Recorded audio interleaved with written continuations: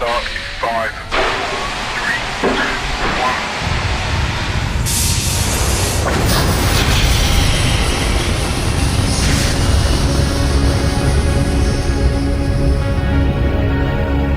I live by the old code of second floor!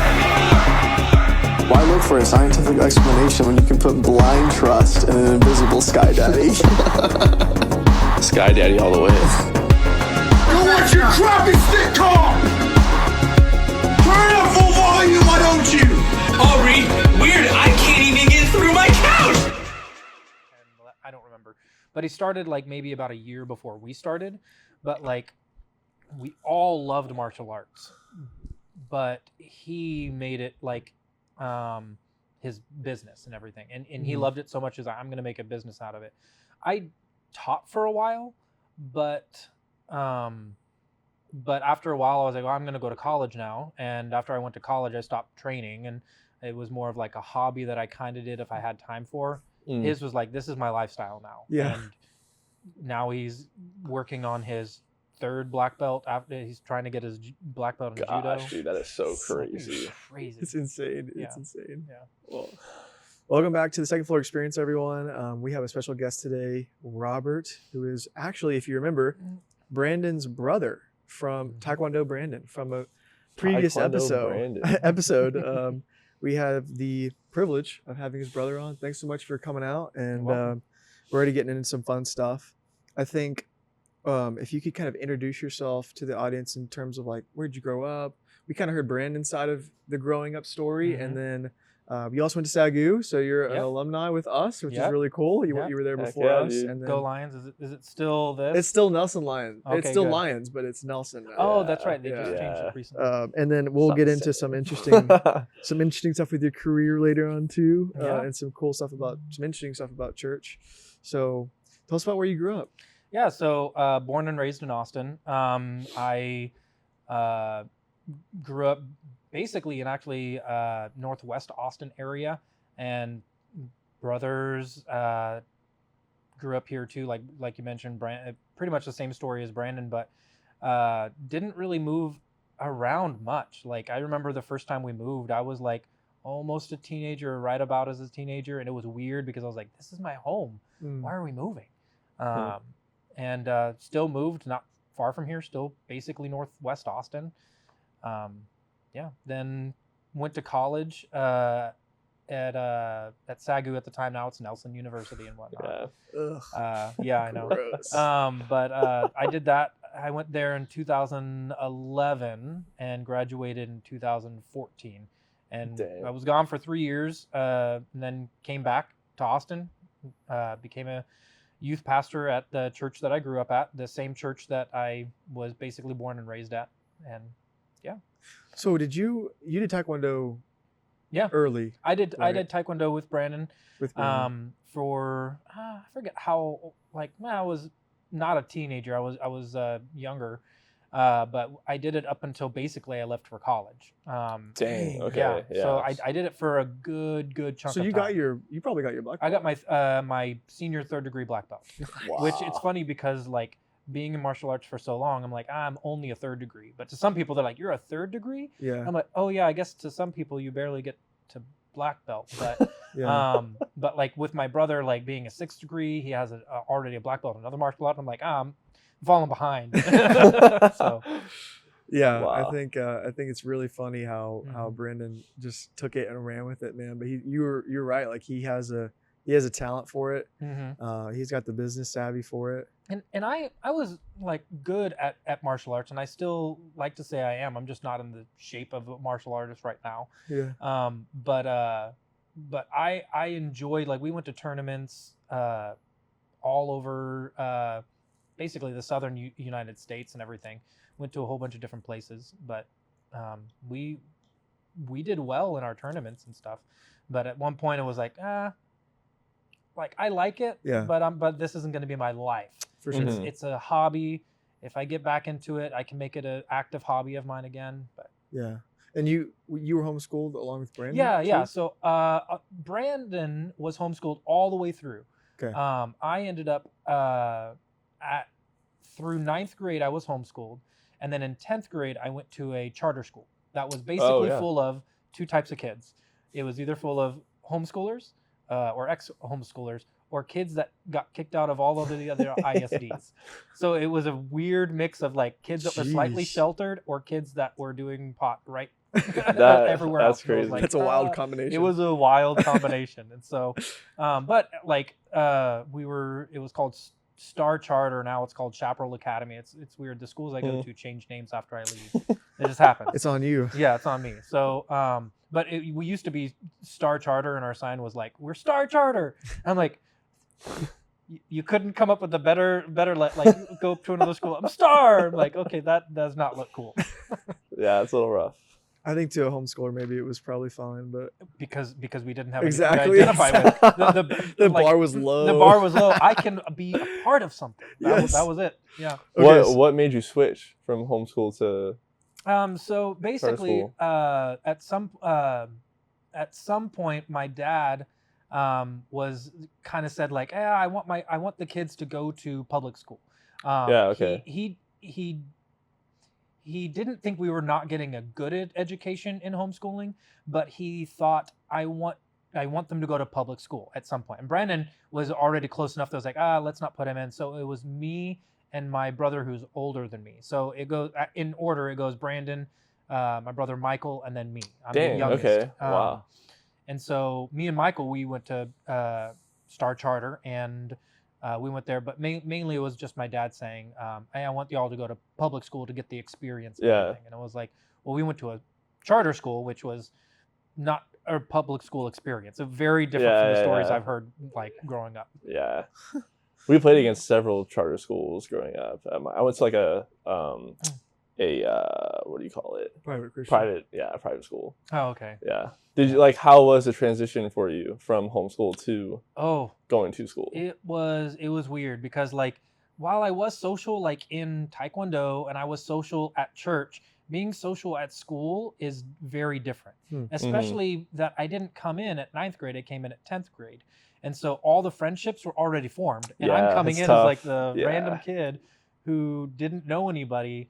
And it was like, I remember for probably the first week, 2 weeks, the homeroom equivalent of what it is, I would sit in there and just kind of sit by myself quiet, like very pathetic kind of, but I didn't know how to make friends. I didn't know how to strike up a conversation because growing up, it was always just kind of there. Like I was at church, you're friends with these people. In martial arts, it was cultivated, but at school it was like, oh, I have to kind of initiate something.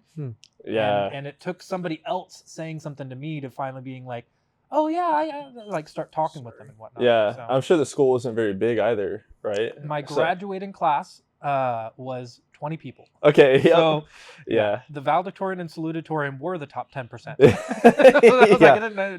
That makes it even harder, like more difficult to, because in such a small school you have those cliques already there. I mean, there were cliques eventually, like after like first semester, like I got integrated with like some people, but there were like cliques that like I never got into, but I was like, just like, okay, I'm a part of the clique, but I'm on the outside circle. Yeah. And I knew that, and I was okay with it because I had other circles that I was a part of, like at church and in martial arts. So I wasn't like, I didn't have no friends at school, but I wasn't like, oh, where are we going hanging out after school? Which sometimes we did. Closer to senior year, we started doing stuff, but very different when it was only 20 people in your graduating class. And this school was a first grade through high school. And we shared, that's the same as mine. Yeah. We shared hallways. So like I'm going to class, I'm passing a first grader going to my senior class. It was interesting and weird. And it was the reason why this was a special charter school. We only had 4-hour days. So you were either in the morning group or the afternoon group. A 4-hour school day? Dude, that's crazy. It was for a lot of people who had like big extracurricular stuff. We had a lot of people that were into horses because they needed to spend the rest of the day not doing school but being at the stables. We had a lot of like high level athletes. Like we had some figure skaters that like they went to school for 4 hours and they trained for 4 hours and they did homework for 4 hours. Jeez. That's all they did. Dude, that's crazy. But they were like top notch. So Wow. Yeah. Which I know you went to a small school too, right? Yeah, it was a small like Texas public school. Oh, Like, okay. I guess like small 3A. I don't know if you know the. Yeah, Okay, I, so I like know the I know the schools- different things. That's still the- huge yeah. to me. the schools it is. It's I mean it was small for a public school. Like my graduating class was under 100, which here in the air like here in the Austin area, hmm you know, it's hard to find. You have massive schools. You're talking Yeah. like 5, 6A. All my friends went to public school, Mhm. and it was like I went to their graduations, and I'm like, Yeah. this is It's like a 4-hour it graduation. was a 4-hour graduation. Our graduation was 3 hours. Dude. Same, bro. It's because when Yeah. you have, if you have you ever been to a homeschooler's graduation, it's very similar to that, where every person got the little spotlight to say something or have a little show or something. Every person. So in Oh, regular that's school, kinda you get crazy, your yeah. name and you're gone. Yeah. This is like, Robert, come up to the front. Okay, Robert, give your little speech about what you're doing and what did you learn going to school. And every person. So it was a 3-hour graduation for 20 people. Wow. But of course, at the time, I thought, interesting. this is amazing. Now, like when I was a youth pastor, I was like, I have to go to so many graduations. I got burnt out on graduations. Dude, I bet. Oh Holy my gosh. moly. Uh, uh, So I was just gonna ask. So I'm curious, like, what was the transition like from high school? You applied to SAGU. Mhm. I mean, for me in my church, it was sort of like several people had already gone to SAGU. It was kind of like that's a pretty high on the list type thing. Was that Mhm. like that for you? For me, it was high up on the list, but our church had always supported at the time SAGU. Was And it an had AG sent- church? Yeah, yeah. Okay, yeah. And had always sent a lot of people in the past to it. Like our senior pastor, SAGU alumni, his wife and him had met at SAGU. A few staff members were from SAGU. Like it was like Oh yeah. a lot okay. of people. So, but we were not a big on sending people to SAGU. It was just kind of like, oddly enough, like the few people in my class, both a few years younger than me and older than me, we had a big wave of us go to SAGU, and ever since then, there's been a less of a wave. So it's like this wave of a lot of people went, not a lot of people went. But so for me, I wanted to go because I had felt the call to go to ministry when I was pretty young, and I was like, okay, so eventually I need to go to school for this. I need to do that. So out of high school, I actually went into a program called Master's Commission for 1 year. Yeah. What is that? So it's a discipleship program. Nowadays, a lot of churches will either have an actual school or they'll have basically it's a extreme internship that you pay for, but you do get credits for it. Like that's what a lot of churches do nowadays. Like you heard about the Oaks before. Oh yeah. The Oaks did that similar, where you could get your experience at the Oaks, but you're also getting a degree from SAGU. So you got both at the same time. A lot of churches do that. Master's Commission, you didn't get credits. You got experience, and if you stay during your second year, you went through basically an online course to get your credentials, Nice. but you never got a degree or anything out of it. Gotcha. So I did that for a year. Then for a year after that, I did community college. Then at that point, I was like, I need to go to college. So I was 21 when I went to SAGU. Wow. And so I was like, people that I were graduating were leaving the year that I came in of my same age. Wow. So I was like, oh, all the 21-year-olds are graduating and I'm just now getting here. I got 3 more years to go too. But so yeah, that was fun. So did you have to do 3 years there because of the Bible No, electives? no, so I did 3 years there because it would have been a 4-year degree. But I did for a year community college to Gotcha. cut down on the cost. Okay, yeah. Then 3 years of just regular doing classes. I got my makes sense. bachelor's in church ministries and a few other like associates and stuff Mhm. that you can tack on at SAGU. Okay, Yeah. and so what was your experience like at SAGU? I honestly had a lot of fun. Like one of the things that I had a few friends that they went to SAGU and they didn't enjoy it. They kind of went through it but didn't enjoy it because there were a lot of rules that like people didn't like. Yeah. When I approached it, like I looked at other rules and there were a few rules that I'm like, okay, that's dumb. I don't like it. But I'm like, but I'm signing this. So I can suck it up for 4 years or 3 years. And I can be like, I can have curfew. I cannot do this. I cannot do that for 3 years. Yeah. That was my take on it. And I had friends that they were always getting in trouble because they were like, I'm pushing the limits and everything. These rules are dumb. I'm like, I told them, like, I agree the rules are dumb, but you signed a thing saying if you broke it, this would happen. And you're getting mad that you broke the rule and now you're getting punished when you said you would. Anyway. So, okay. So when I started going to SAGU, I had experienced a little bit more freedom probably than you and even Zach, because I think they had just stopped the no shorts rule. And then that was the year after I left. They had also stopped I remember that. You don't have to go to church on Sunday and sign in rule. Oh. Yeah. I didn't know about that, stopped. dude. Yeah, dude. I think it stopped right. It was like literally the year before I got there. It was what the year before you got there. That's crazy. Tell me, what years did y'all go? I went from 2016 to 2020.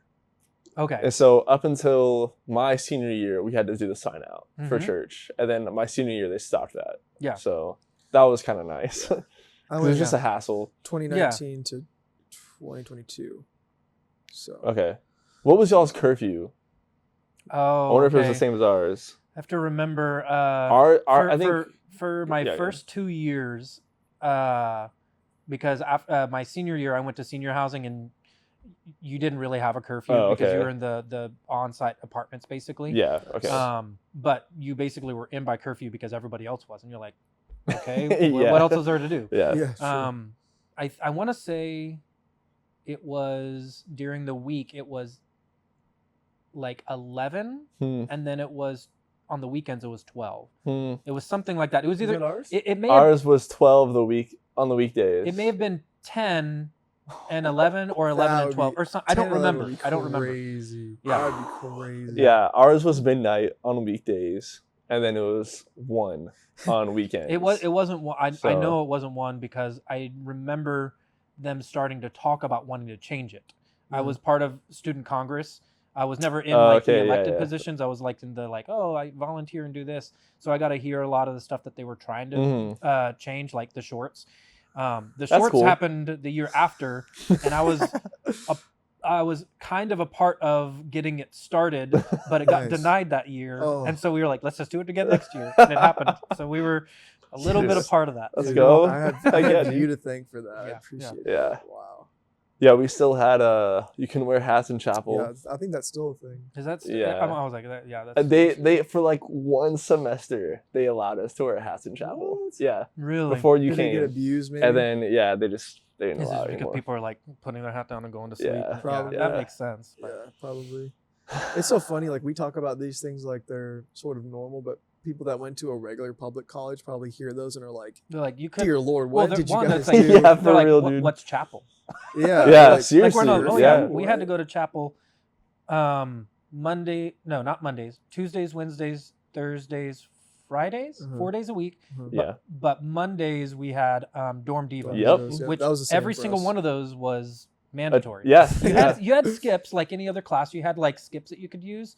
So if you like missed it or whatnot, it would be fine, but you still had to keep track of how many you did that. And there were some people that they broke that a lot. Oh yeah, we had a few friends like that. So okay, so I'm interested to know, how did your degree and what you were studying in different classes you take, how did that compare to the experience that you already had in church? So up to that point, a lot of what I had learned in church growing up was probably more on the how to be a Christian. And I'm putting this very like plainly, not that that's all they did. But it's like how to live the basics of your faith and stuff like that. And even in Master's Commission, I did a lot of stuff that taught me like, oh, here's how to better study the Bible. Here's like how to do some ministry to people. What I felt like SAGU taught me in the classes that did that taught me better on like, hey, here's how to like dive deeper into scripture, like Bible study with Leroy Bartel. I don't know if he was with y'all, but the name sounds familiar. Yeah. He loved the Bible more than anyone in the world other than Jesus himself. Like, yeah, he still inspires me to love the scripture. And I don't really think, it's, But like his class and like other classes like that really said, okay, yeah, you're reading this. What does it mean? Okay, now contextualize it. Okay, now not just contextualize it, but how do you apply it in modern day settings without diluting it? So we learned a lot of like actual practical things that I think a lot of believers should have some knowledge of that, but I didn't really get a lot of that growing up. I got like, hey, how to do a simple Devo, which is important. Sure. And then there were some practical things of like that I learned in youth ministry classes, like, hey, how to make a good lesson plan for teenagers, which learning it in school and then applying it, again, like in most jobs and most careers, you're going to get that. Like, here's the book of how to do it, but doing it on the field is different. Yeah. I will say one of the things I loved about SAGU is that so many of my professors had previous experience as a missionary, a pastor, Yeah, a lot of ours. Yeah. You know, whatever. And that I think really added a lot of depth to my study personally. And it helped me to respect them easier because I'm like, dang, this they've been in ministry and then they went above and beyond that. They got their master's doctorate. And so now they're speaking not just from a theoretical perspective, but they're speaking from like real experience. Yeah. And that's an education that I'm willing to pay for. Yeah, that's the kind of people I want to learn from. Like like most you're right. The teachers or professors that I loved the most were the ones that they're teaching you something, but also giving you a story behind it of how it was effective in their ministry. And it's like it's almost like a proven method. It's like, yeah, you learned this in this book, but here's a story of how it was effective. Either when they pulled out something from the scripture they'd never thought about before, or just even a practical, like how to relate with somebody. Like, this is how I related with someone. 100%. Yeah, I feel like one thing too, like that I really appreciated about the SAGU professors, at least in like the Bible, department, or whatever, they were so good at just holding that space to allow you to like really wrestle with difficult questions and concepts in the faith, instead of just kind of, especially growing up in church, like you're taught how to be a Christian, right? And like that's literally it. Yeah. But like those really deep, difficult, tough questions, like you don't really ever get a chance to wrestle with those. And they did really well at like not only just like bringing them up, but allowing you to figure them out, like really take the time and like and ask those tough questions that a lot of people are afraid to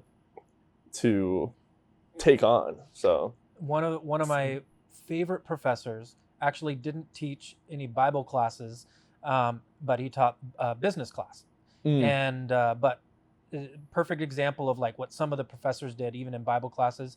But this business professor, he would give us business scenarios, and he would say, what would you do in this scenario? And a lot of times it had to do with like an ethical thing. And then it's like I need to fire this person because they did this, but you know that they have a family that's in need because you have a relationship with them because you're a good boss, but you probably do need to let them go.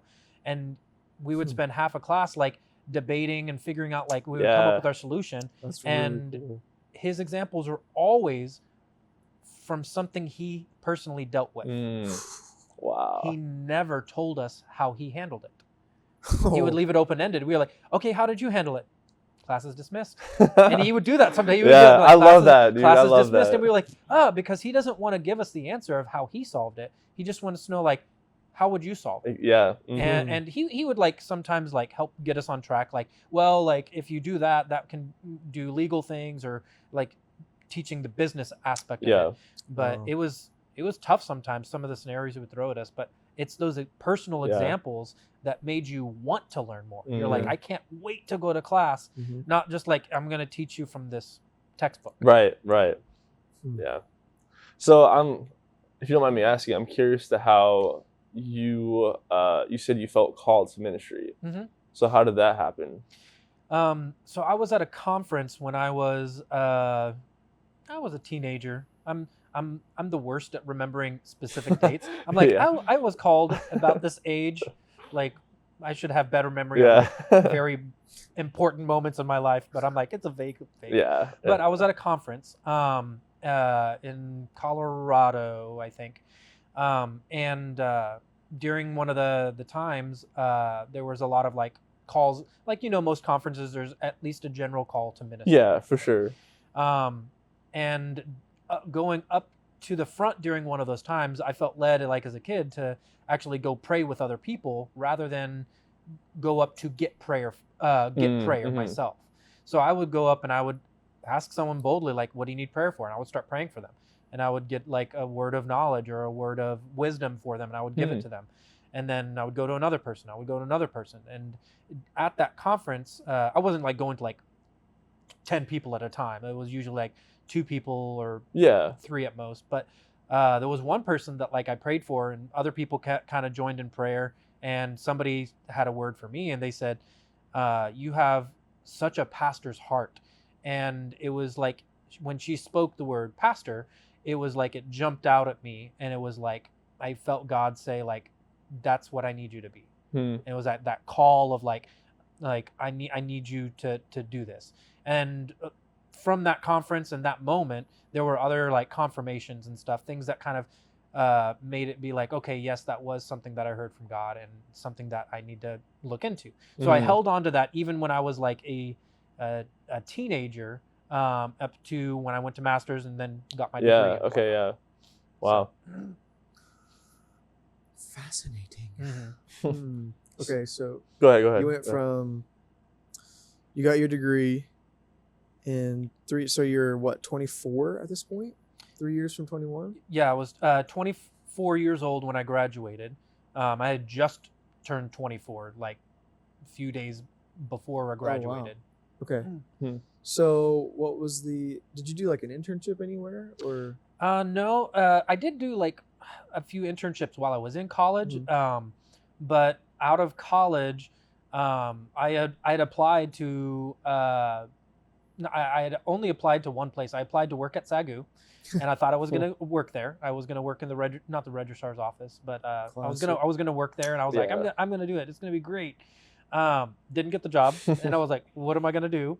But our senior pastor from the church that I had grew up in from as a child reached out to me and said, hey, would you want to come and be a part-time youth pastor at the church?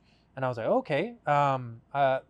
Later I would learn that it was like the reason they were wanting me to be the part-time youth pastor is they were in the middle of transitioning the other youth pastor to be one of the campus pastors. So they were wanting me to come in and kind of slowly trade places with him until I was the youth pastor. Okay. So I took that job because I was like, yes, I want the job, and that is a place I know already. I left for about 3 years, so things have changed a little bit, but in 3 years, staff changed, some things changed internally, but it was the same church. Yeah, okay. Yeah. That's nice. That's a pretty cool opportunity. Yeah. So how long were you part-time there? I was probably like maybe about a year. I was during the part-time season, I was a barista at a coffee truck as well.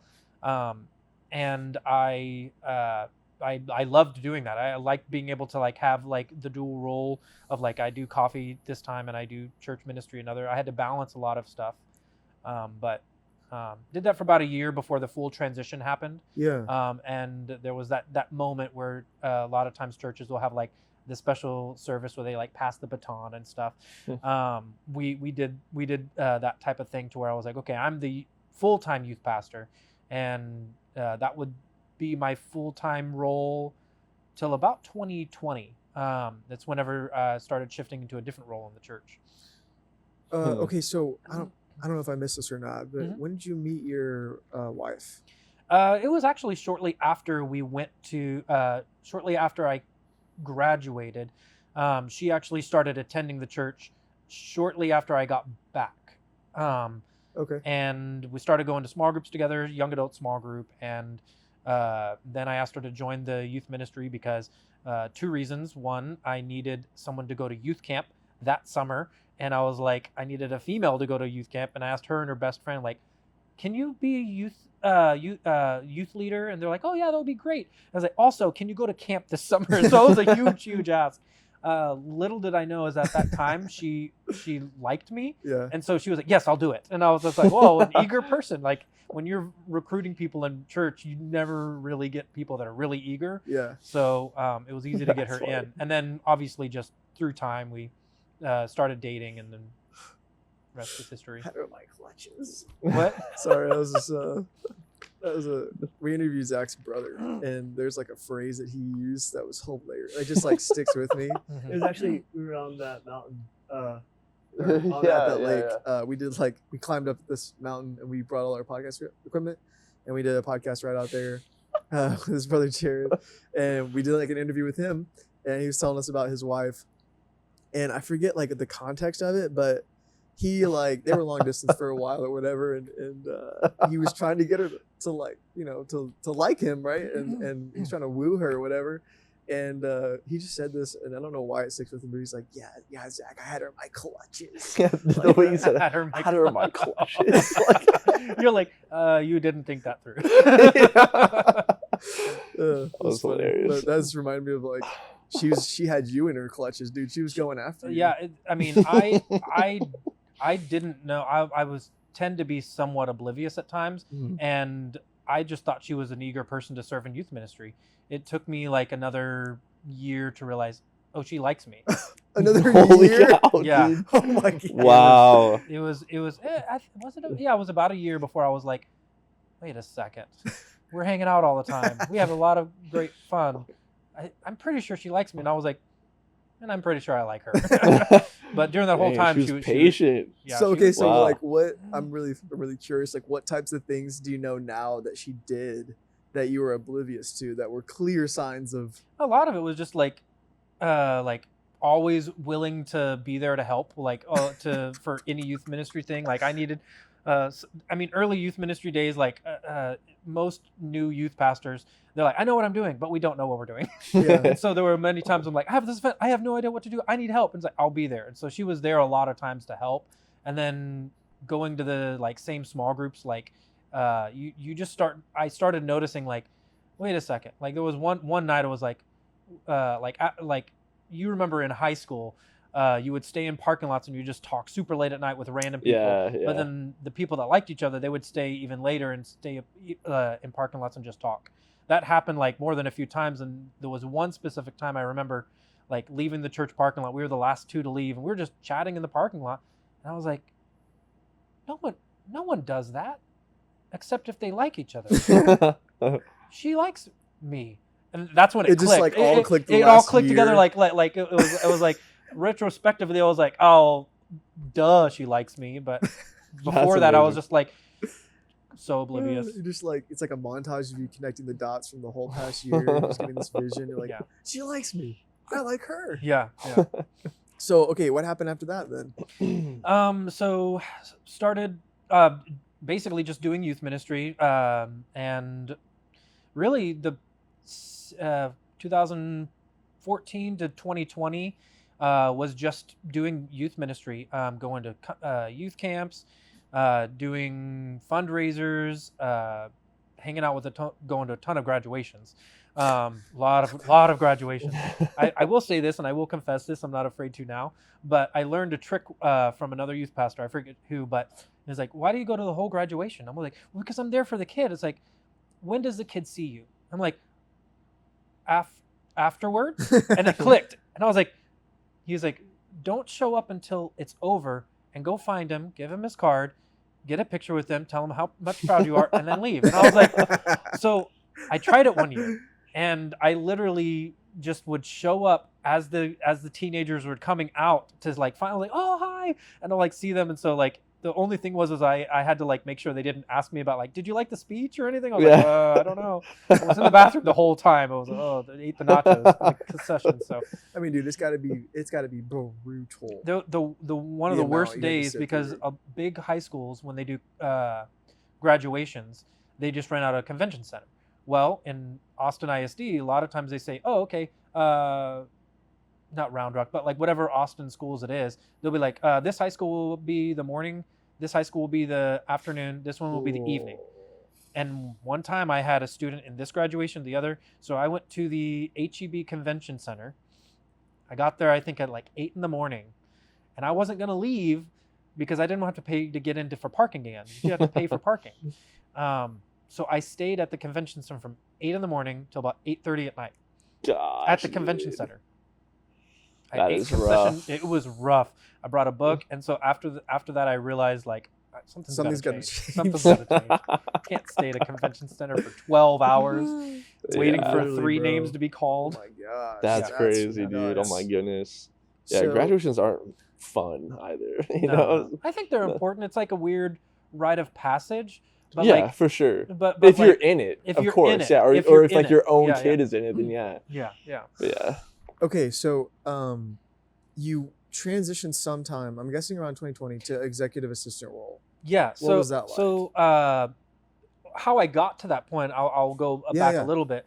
So over the course of like 2014 to 2020, there's random things in the church that, like, as a youth pastor, you don't have a staff to do, so you learn all these random skills. Like, okay, I need to kind of know media. I need to kind of know how to do ProPresenter or PowerPoint or whatever. You need to learn how to do all these things. Mhm. So over the years, I just learned all these different skills in the church, and there are some things that I just had a natural like leaning to type of thing. And so as I learned all those skills, I realized that I was able to be used a lot more in just the youth pastor role in the church.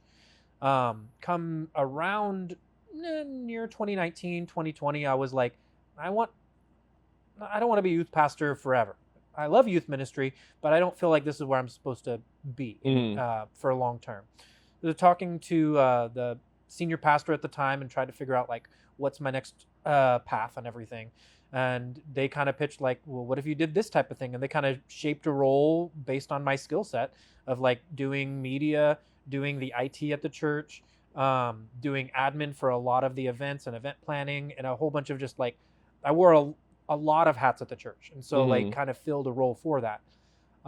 We were going to transition early 2020, but as things happened in 2020, they had to shift because of COVID and everything. Yeah. We had to say, okay, we're going to do it later 2020 because the new youth pastor that was coming in, we were going to do that same thing. He was going to be assistant youth pastor, do a slow transition. Well, how are they going to get to know someone that they can't even meet face to face? So I kind of did both roles throughout 2020. And then near the end of 2020, made the full switch to being an executive assistant for the senior pastor / a whole bunch of other roles in the church. Wow. Classic. Nice. So yeah, I mean, I think when I first met you, you were telling me just about like all the things that you would take on, and you were they gave you a place to live. What was that called again? Where they give you a place to live? A lot of churches do this. It's called a parsonage. And a parsonage is basically a church-owned home that you can live in, and it's part of your compensation. Gotcha. So instead of paying you this much, they pay you this much, but you're living in a house for free. Mhm. So it's like, it balances out. So, well, it is still church pay, so it's still not a lot, but Yeah. but that's general church pay. So I think a lot of what our interest is in, a lot of what we talk about on this podcast is sort of the intricacies of church and the ways that, sometimes that people are taken advantage of, or sometimes that people with talent their kindness is kind of taken advantage of. And I know that we had kind of talked about that before, and I would be really interested if you wanted to share just kind of about your overall experience, because I know you've grown up in church and just like us, but you've taken a very active role in that, to the point where you kind of got burned out a little bit, right? Yeah. And like now you have this other great job outside of the church. And so do you want to give people just kind of some context to like how that ended up happening, whatever you're comfortable with, and then how you transitioned to a job outside of that?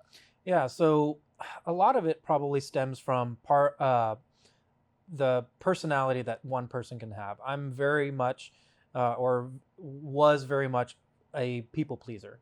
Very much, yes, man, I can do it. I'll make it happen. That was a culture that Master's Commission was one of those places that kind of taught, like, it's like, you make it happen. That was one of their slogans: suck it up and make it happen. But not necessarily healthy, but that's what they taught. But So I grew up wanting to please everybody and to do as much as I can, and with the natural one of the things that like I tell people, like one of my greatest strengths isn't necessarily the things I know, it's how I learn. And I'm able to consume and learn just about anything. So because I could do that, I could say yes to anybody. And so it's because I was like, oh, you need someone to know how to do live stream? I can learn how to do that and I can do it for you. You need someone to run events and run a conference? I can learn how to do that and do it for you. And I would do it well. To the point that I was burning myself out by saying yes to everything. I would do my best to like set boundaries, but with ministry, there's always like something that needs to be done. And churches aren't the best for helping people maintain boundaries a lot of times. So you might set a boundary and they're like, well, it's just this one time. I learned in the job that I have now that it's like, there is no just one time. They'll ask you within working hours. And if it can't get done within working hours, then we'll see you during the next working hours.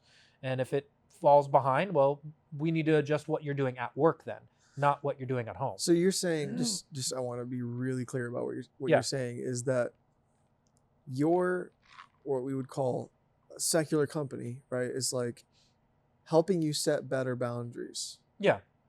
Than the church was. Yes. That's interesting.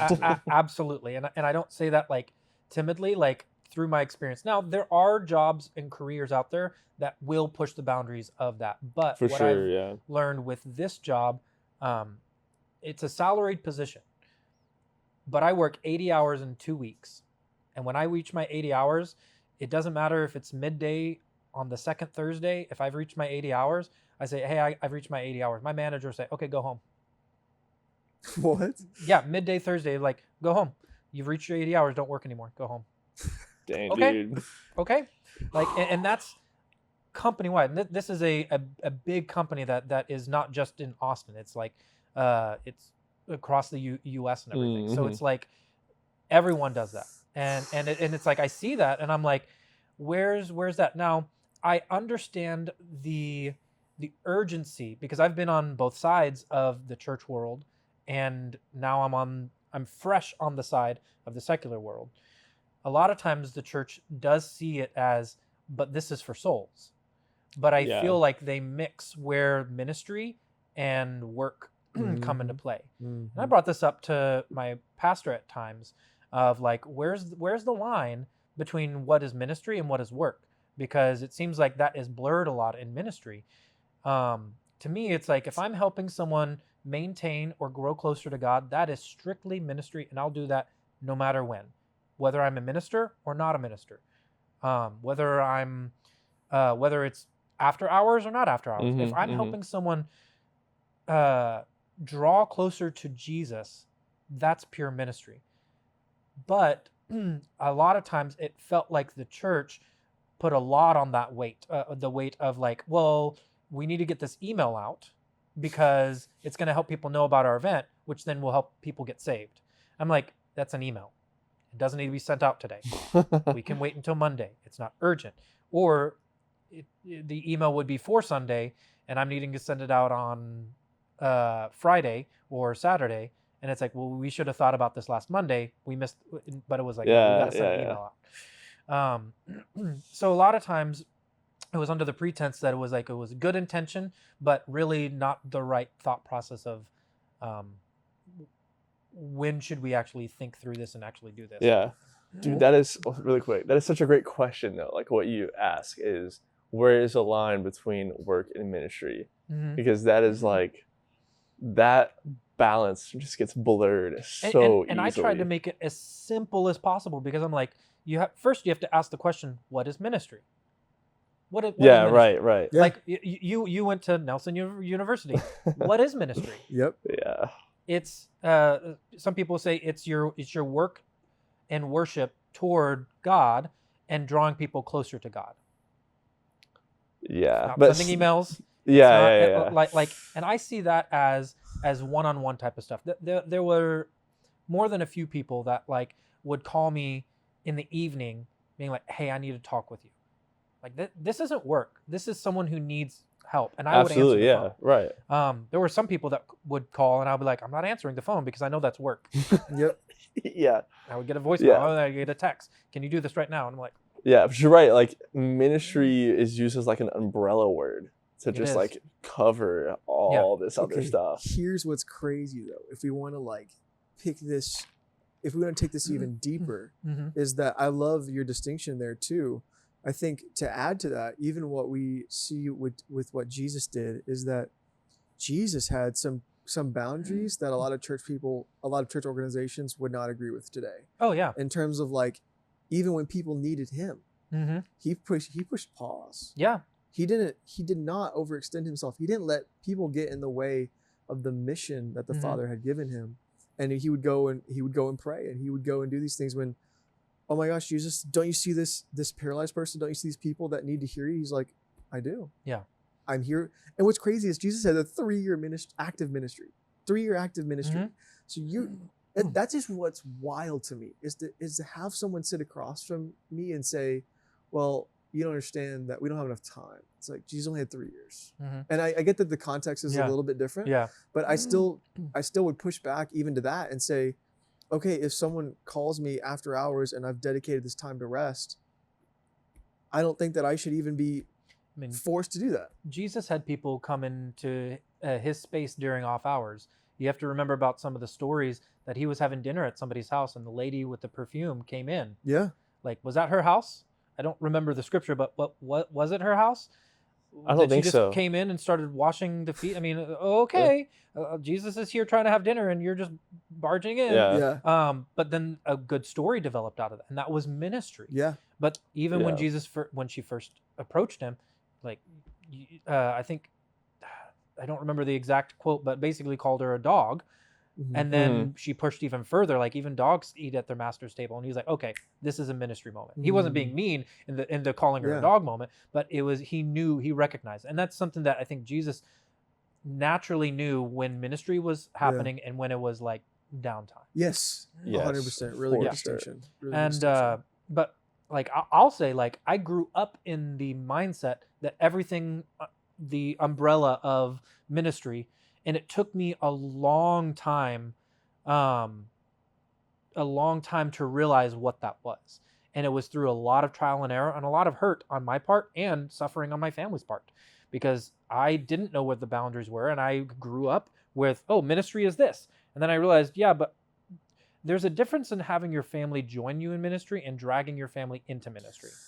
And I think a lot of people in church drag their family into ministry, and it's expected of them. And it's like, yeah, I think at some level your family does need to be a part of ministry, but again, ask the question, what's ministry and what is work? There were so many times that my family was pulled into my work.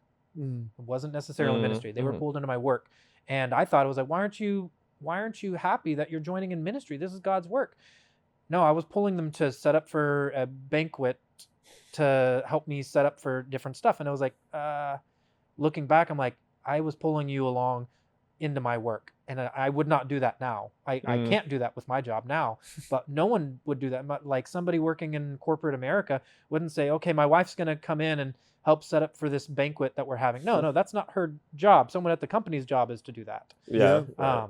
And there's a difference between like the church having to rely on volunteers. But even I have a thing on even volunteering and with people in the church, because it's like, at what point are you literally giving free labor versus volunteering your time? And at what point does the church help to manage you overextending yourself? I think in my experience, we relied on a few amount of volunteers to do so much of the work. To the point it was like, where are you actually taking breaks? We'd have some volunteers, they're volunteering every single Sunday, every single service, but where's their break? Where do they get to be a part of service? And it's like, I hear about churches that they require volunteers to take, they don't let them volunteer more than once or twice a month. That you cannot serve more, because we respect you so much that even though you're eager, we will not let you do it. And I respect that in churches that draw that line for church members. I love Yeah, that. absolutely. Because it is tough. Like for the church, you do need, especially a smaller church, like you need volunteers, and a bigger church too. Here's a lot of church. I think pastors and churches would disagree with me, but I'm like, if you don't have the volunteers for it, then you shouldn't do it. Mm.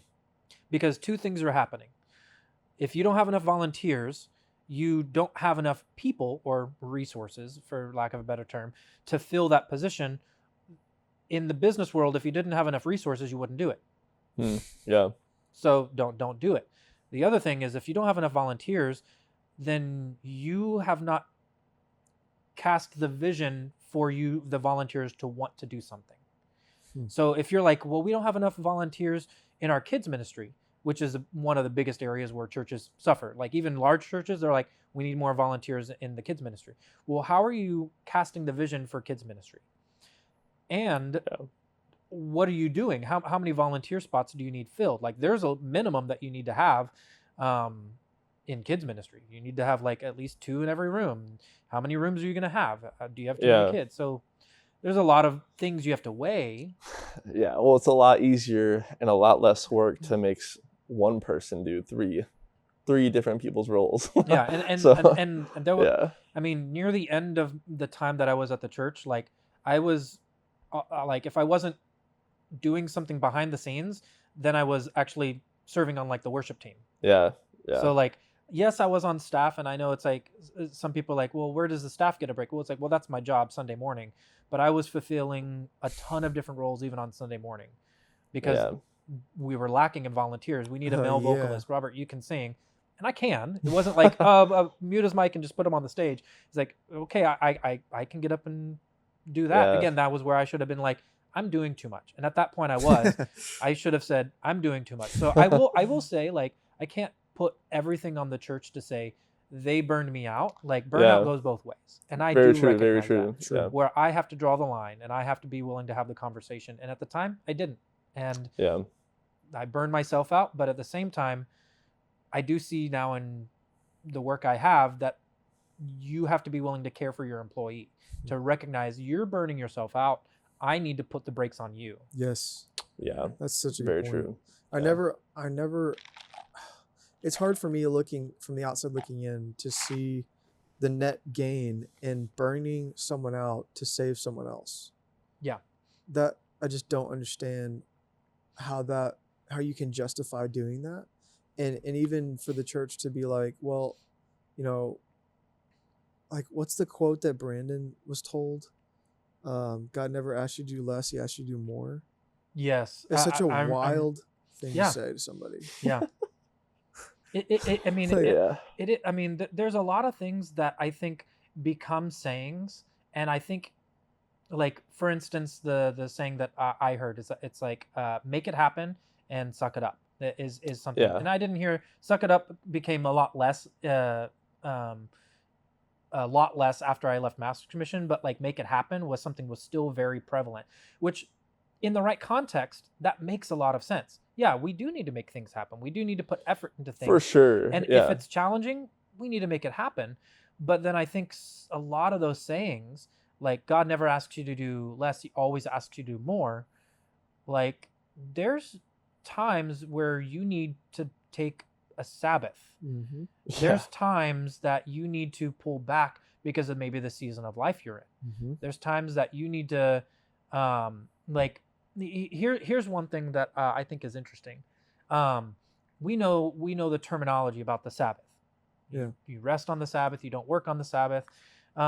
Did you know that in biblical times, I might be getting this kind of wrong, but like the land would get rest every 7 years. Yeah. So every 7 years, they would, on the 6th year, they would stock up for an entire year's worth of food for the farmland to take a rest. What were those farmers doing during that 7th year? Ooh, good question. And they were probably still working because they needed to make an income, but at the same time, they were probably selling the reserves and making up for it. So they were taking an entire, like, I couldn't say that they took an entire year off. Yeah. But at the same time, that's a really good point. I never thought about that. You have to realize that there was Sabbath for the land, which also was probably Sabbath for the people working it. Yeah.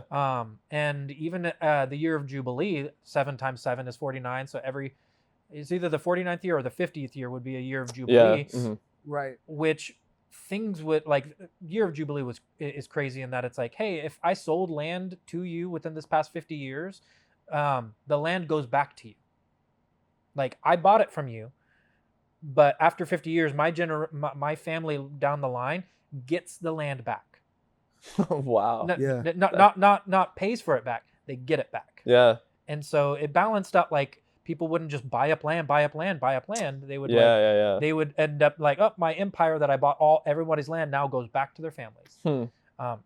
That's wow. Unrelated to the Sabbath, but I always thought that was interesting. So I ChatGPT'd it, and they said the 7th year was called the Sabbath year, or the Shemitah in Hebrew. According to Leviticus 25, God commanded the Israelites to let the land rest every 7th year, meaning they were not to plant, prune, or harvest for profit. Instead, whatever grew naturally was available for everyone, including the poor and even the animals. Yeah. Okay. What's funny is science nowadays proves that actually helps your crops be better because if you overdo it, you'll get what happened to the Dust Bowl. You overplanted and all the nutrients got sucked out of it, and now it's completely unfarmable for like many decades afterwards. Yeah. So now there's farms that like what basically they have like every so often they give a plot of their land a break, but they just cycle that to the next plot. They cycle it to the next plot. And so that way the land can kind of actually rest. Like it's weird that like I love it when the Bible is proven with science. Like, oh hey, the rule that you had actually makes sense now. Yeah, it's not just some random rule. Yeah, like the ritual washing of hands too is like, oh, it turns out that helps to like clean off germs. Yeah. Crazy. Yeah. Wild. Yeah.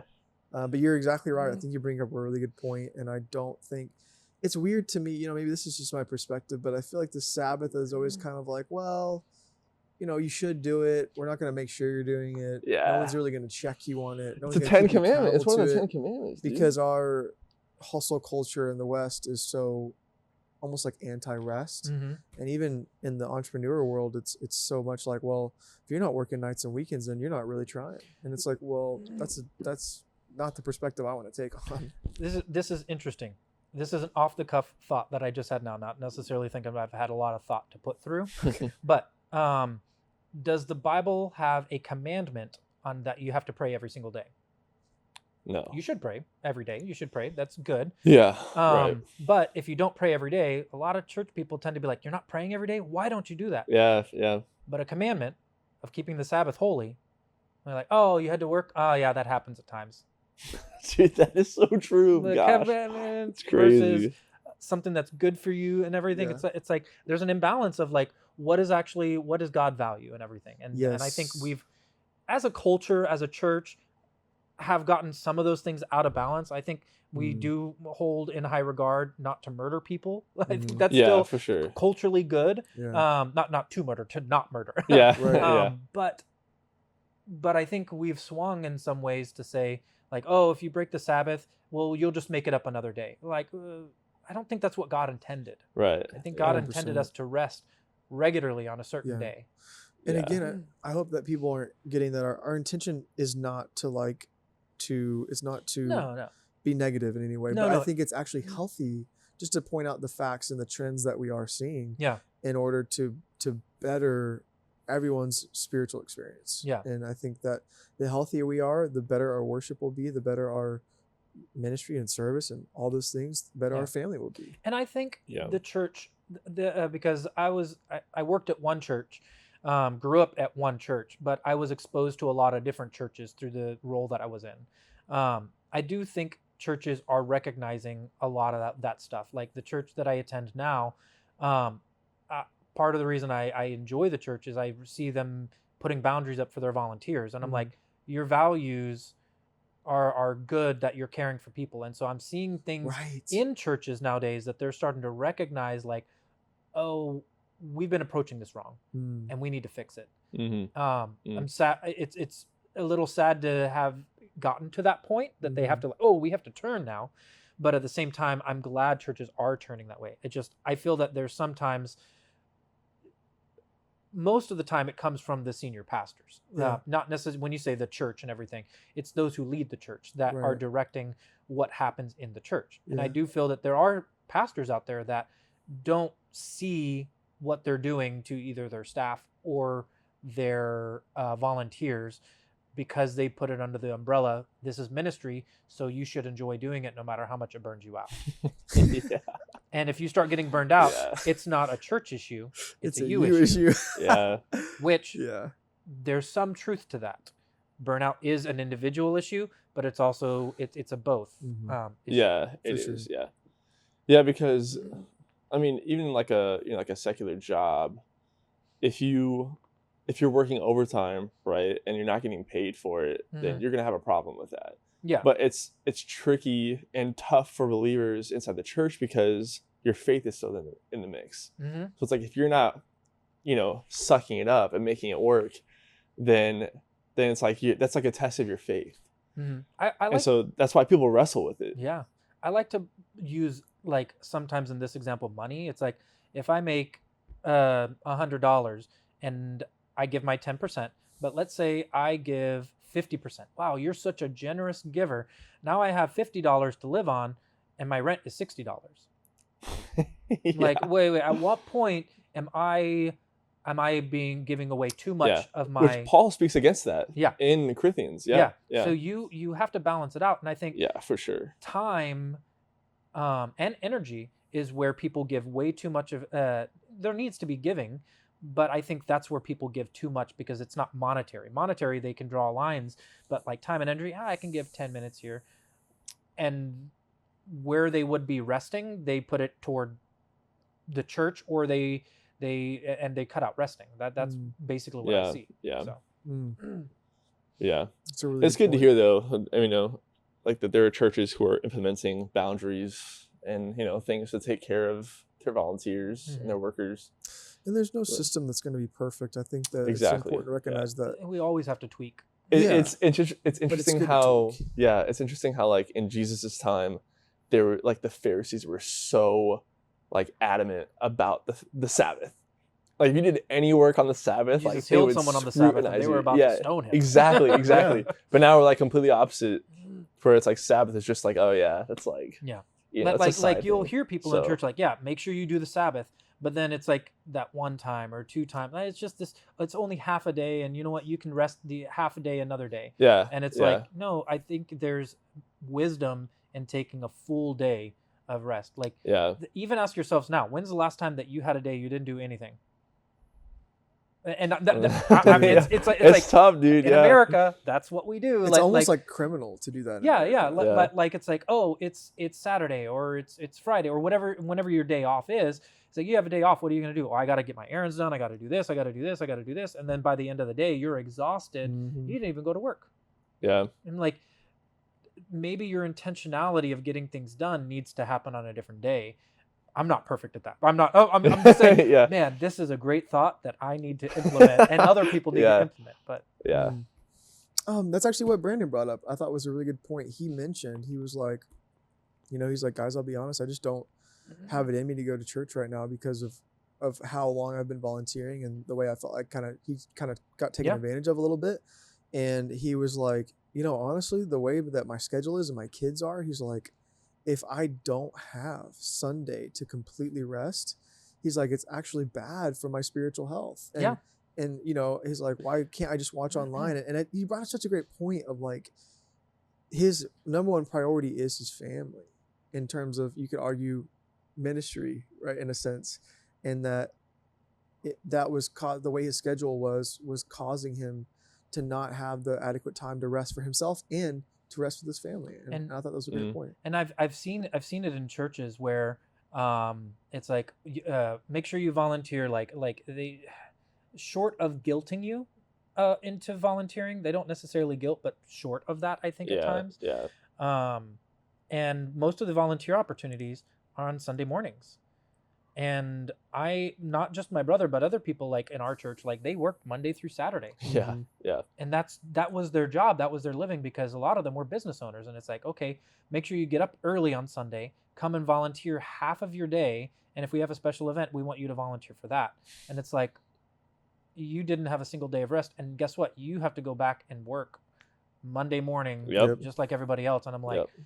oh man. So he came up like later on in my, I guess, ministry career. We had a lot of conversations about that, and I was like, man, like for him, it was hard because his work was always in the evening. He taught martial arts, and that was always in the evening. And so the church would be like, you need to serve, and you need to get plugged in with a small group. Small groups are always in the evening. He could never make it. Serving was always on Sunday, his only day off. Yeah. So it kind of like very, very niche of like his circumstance, but there are people out there like that where it's like Yeah. it's, and I can't say the church has to cater to everybody's need, Sure. but they do need to be aware of it, and that's where the one-on-one relationship in a church comes in. Yeah. I think Yep. big churches tend to do this. Even the church I attend, like they tend to hope that the things they provide will cast a wide enough net to hit everybody. Mhm, But if you mhm. rely only on that, you're going to miss people. And that's where the individual, like, hey, I saw you one time and I'm going to have a relationship with you. And we don't go to small group together. We don't serve together. I literally get coffee with you every once in a while because I'm in relationship with you. Yeah. That's where I Yeah. think authentic ministry happens. Not to say the Yes. other things are not authentic, Mm. but the But one-on-one, it's just as important. Yeah. Jesus did ministry Mm. to the masses. Yeah. But his best ministry was to his disciples. That Mhm. was one-on-one. So I think that's where a lot of times the church, as the people in the church, not the staff of the church, what's the word? Shirk? No, Shirks. shirk off the responsibility. Yeah, whatever that is. Yeah. They put the responsibility on the church to do ministry, and they then don't do ministry. Mm. And then the church sees people not doing ministry, so they say, "Oh, we'll provide more ministry." And then they see the more ministry happening, so they do less ministry. And it's feeding into it. Mhm. And there needs to be like you need to be doing ministry, and we will help, but you are the ministers. Yes. Like that's what the Bible wants us to be. The 100%. Bible wants us to be ministers, not the church to be ministers. You hit it right on the head, man. Yeah. Gosh, you brought up a lot of good points, dude. Yeah.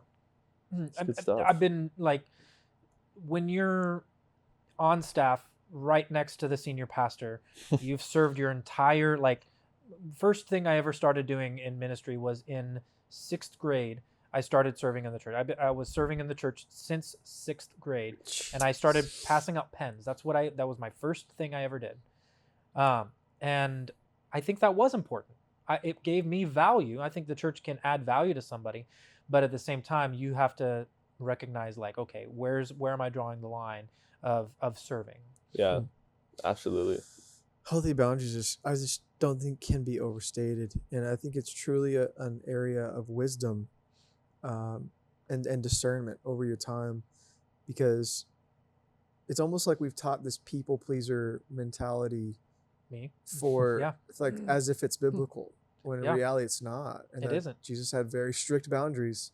He had Because he had a strict very boundaries, strict and he mission. didn't please. He made did people not- upset. He did not Yeah. seek to please people. No. He had a very specific mission, and I think like part of Zach and I's journey in this podcast is Mhm. understanding that for ourselves and exploring that of like, okay, our mission obviously is a little bit different than Jesus's. We're not here to die on a cross, but like we're here to go make disciples. Okay, what does that mean? And like breaking that down. Okay, where are the areas that we're falling short? Where are the areas that the church is falling short? Where are the areas that we just don't want to be armchair quarterbacks?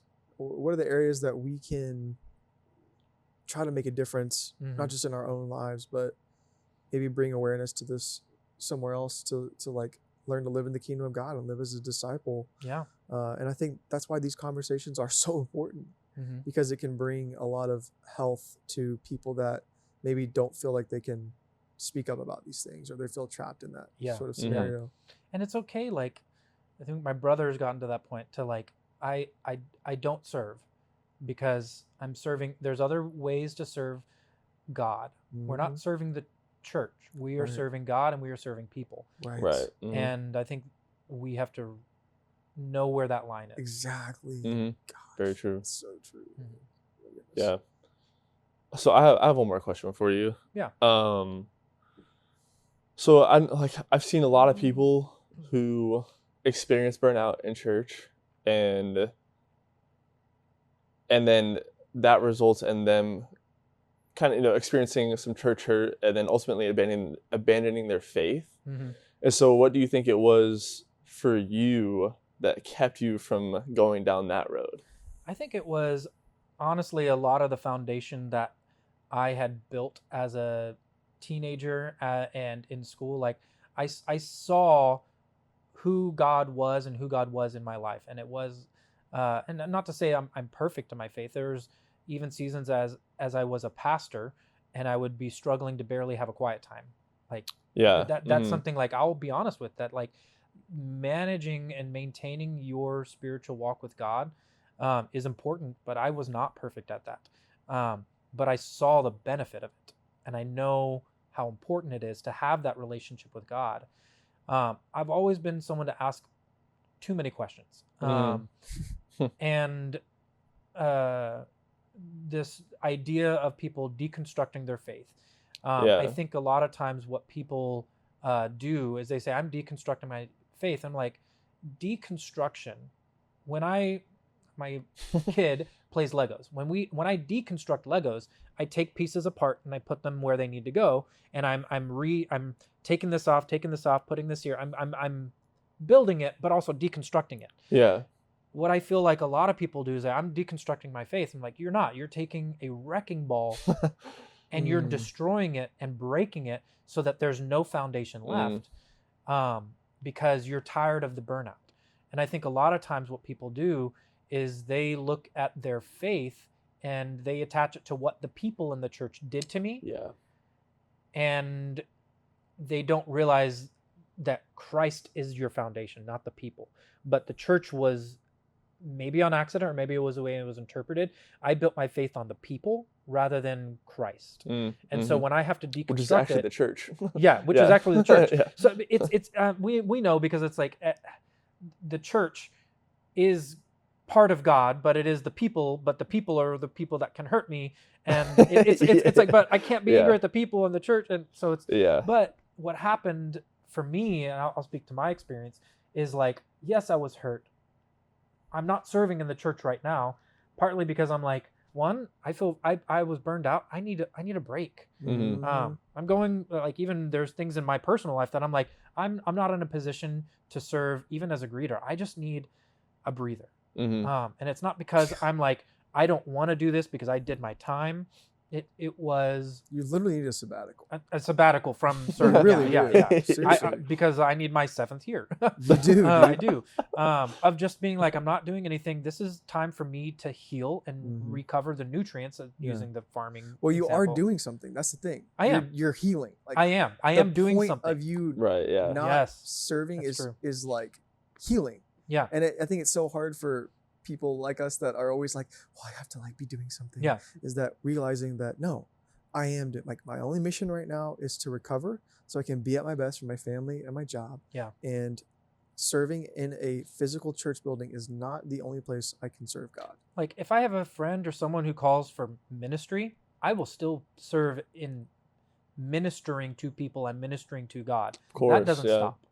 But serving, I think, is way different. Is I'm not gonna wake up early to go greet people, which again is important. Sure. But I'm not gonna do that right now. Mm-hmm. And so a lot, like, going back to like what kept me from demolishing my faith versus deconstructing it and slowly rebuilding it is I got burned out. I was like, I can't do this anymore. But I think I built a foundation, and people in my life built a foundation of, this is still important.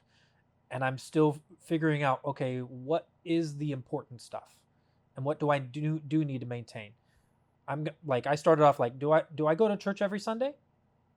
I don't have to. That was a freeing thought for me. I think being in a body of believers is important. The Bible does say, do not neglect or do not forsake the gathering of the saints. Right. I think that's King James version because that's what I memorized. But it's like, I'm not going to neglect meeting with other believers just because that's something that I believe is so important to not be isolated. Right. I was isolated in church as well. I was not connected to people, but I was surrounded by people. And I'm learning how to connect to people again. Wow. And that goes back to even when I was homeschooler, to go into public school. Mm-hmm. I didn't really know how to connect with people. I knew how to be friendly and I knew how to be around people, but I didn't know how to be friends with somebody. And I'm learning how to do that again. Yeah. Wow. And so that's part of the way that I'm healing, is like, Yeah. That's so good. Gosh, dude, what's so interesting to me is that seems to be a common theme for people who experience burnout, experience kind of some type of church hurt, but the ones who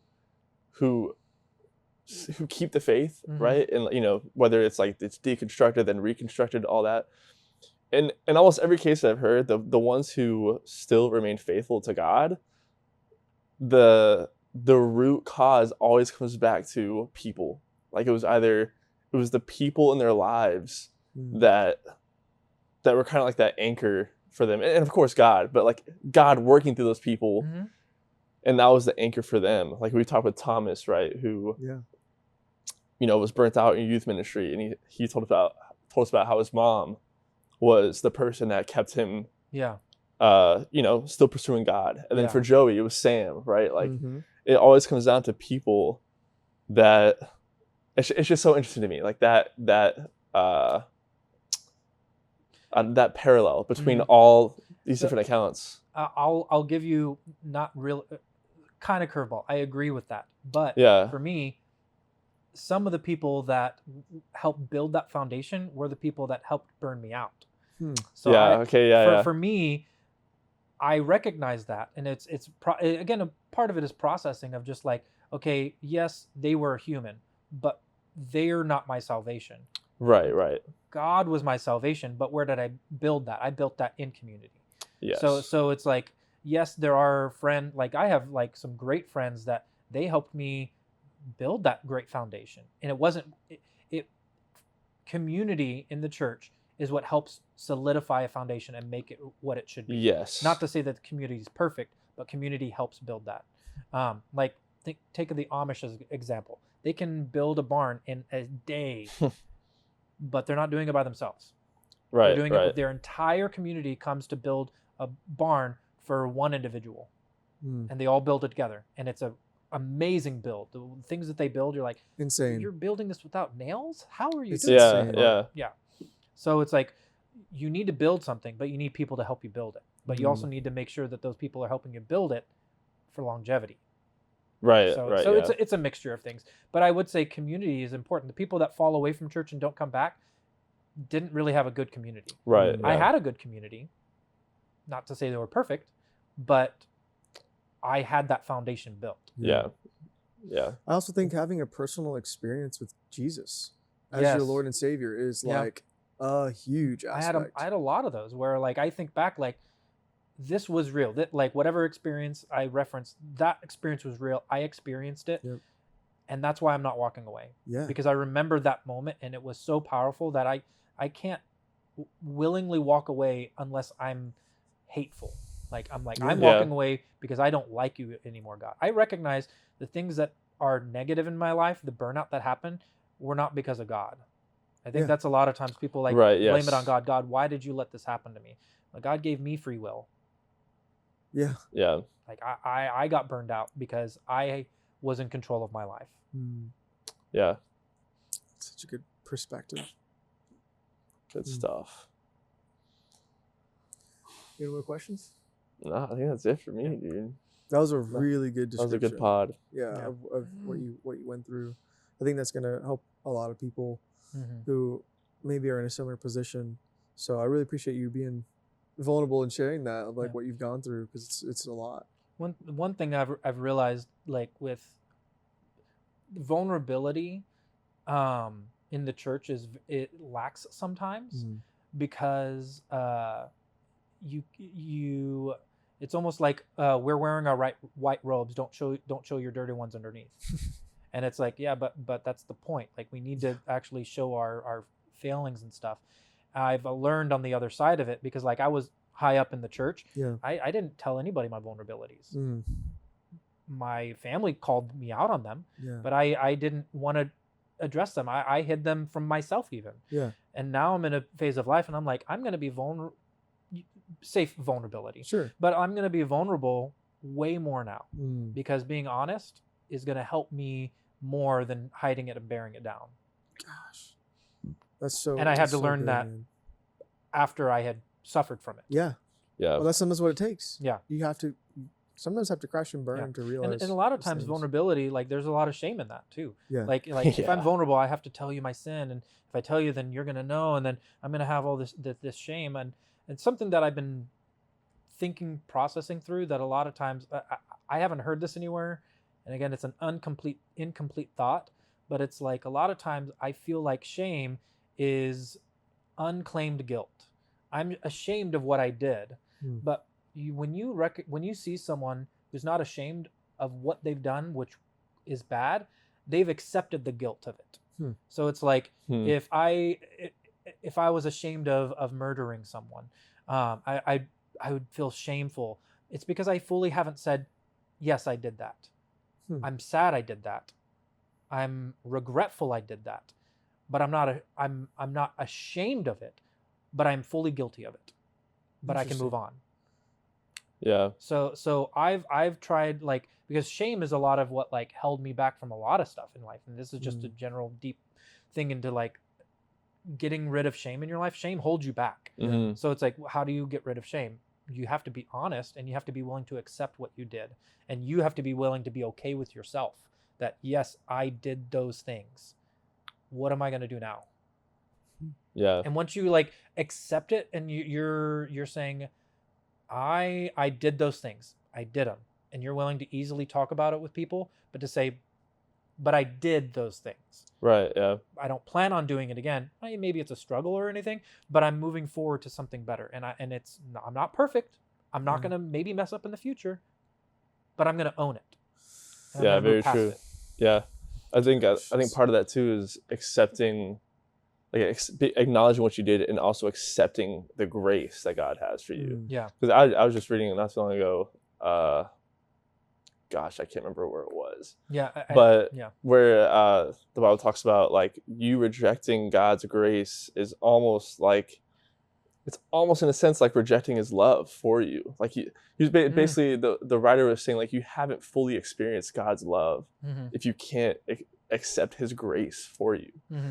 And so, I think that's the other half of the thought that I was having is, when you accept the guilt of what you've done, you can then also accept God's forgiveness and His love. But if I hold on to my shame, I'm not holding on to His love, because I'm like, look at me, I did this, I feel bad. Yeah. And God said, I've already forgotten it. Mm. And why do you keep remembering it? Accept what you did, confess what you did, and let's move on. Yeah. But we as humans like to feel bad for ourselves and be ashamed about it. And we're like, Yeah. I'm so bad. Yeah, very true. Yeah, I've been guilty of that many times. Well, thank you so much for coming on. I really appreciate your honesty, transparency, and I really hope if you're listening out there and you're struggling with these types of things, send us an email. Like, we'd love to hear about it, support you going through it, whatever it is. If you maybe have an experience like this, we'd be interested in hearing that as well. So thanks for tuning in, and we'll catch you on the next episode of the Second Floor Experience. Yeah. Peace. Thanks for coming on, Robert. You're welcome. Thank you. That's man. good stuff. I want to talk to you. Not now, later. No, now.